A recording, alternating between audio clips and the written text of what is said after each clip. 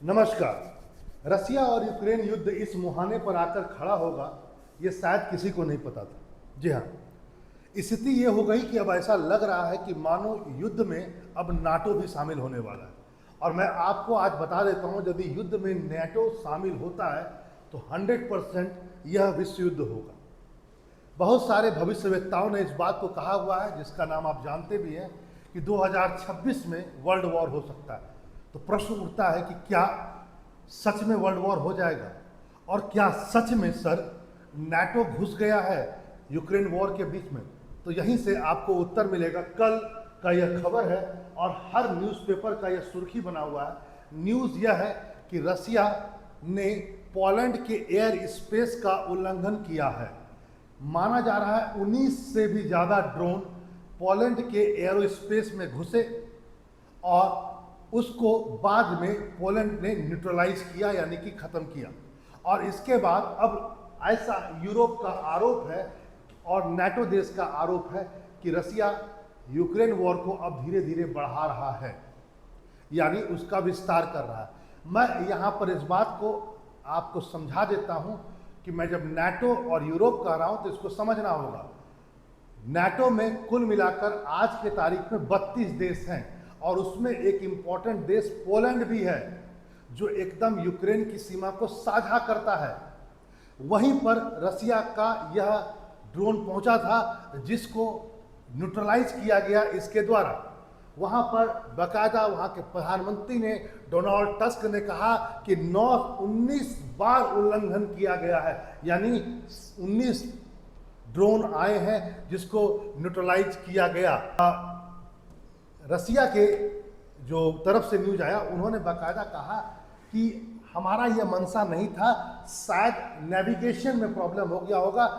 में भी हो सकता है, रसिया की तरफ से यह बयान आया कि शायद में भी कुछ जैम हो गया हो, जीपीएस में कुछ खराबी आ गई हो, इसके कारण से आया है। हम ऐसा नहीं करना चाह रहे थे, गलती से हुआ। रसिया ने बाकायदा इसका स्पष्टीकरण दिया।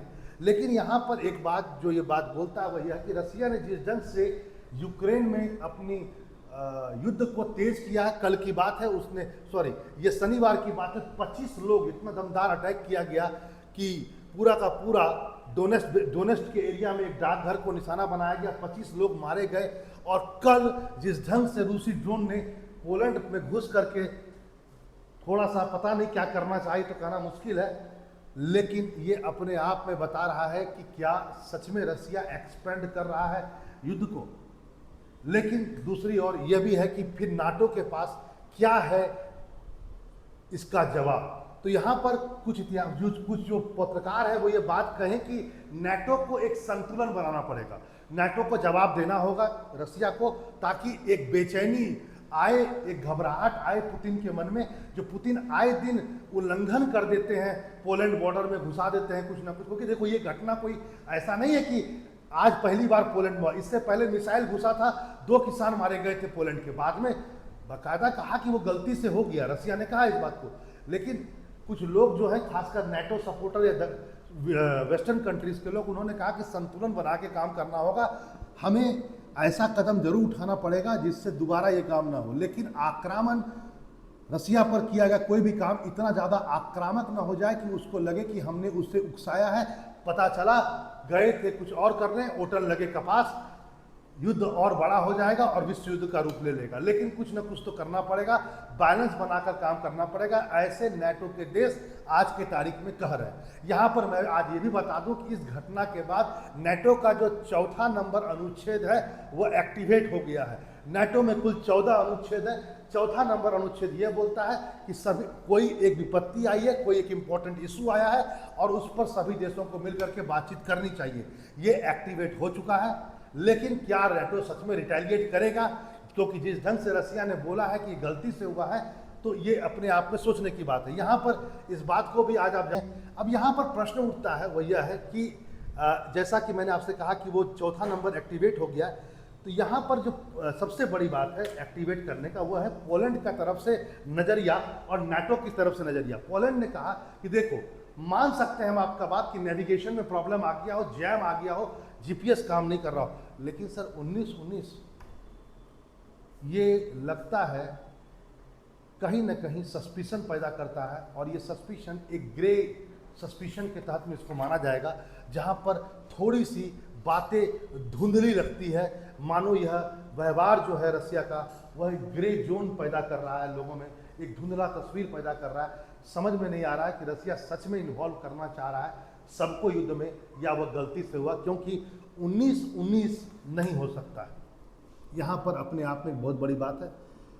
फिलहाल रसिया की तरफ से जो बयान आया उसी बयान पर हम और आप इस बात को समझ सकते हैं कि शायद वह गलती से हुआ, लेकिन ये बात जरूर जाने कि यह कहीं ना कहीं ऐसा लग रहा है कि ये भी हो सकता है कि रसिया ने थोड़ा कम किया हो, उसको यूरोप ने ज़्यादा बढ़ा चढ़ाकर प्रस्तुत किया हो ताकि अमेरिका और ज़्यादा इन्वॉल्व हो।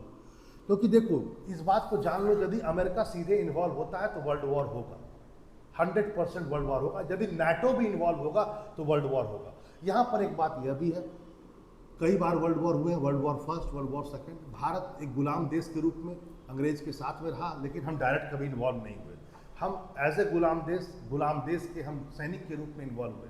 लेकिन इस बार यदि वर्ल्ड वॉर होता है तो भारत किसके साथ में खड़ा होगा, ये अपने आप में बहुत बड़ी बात है। यहाँ पर इस बात को भी आप जानें, चाइना रसिया के साथ पूरा खड़ा है। बेलारूस वहाँ पर बैठा हुआ है, वह भी एक ढंग से रसिया के साथ में है। फिर कई और देश हैं छोटे मोटे, खासकर नॉर्थ कोरिया वगैरह, तो ये हैं। एक धाड़ा बन के तैयार है जो एंटी वेस्ट और एंटी अमेरिका है।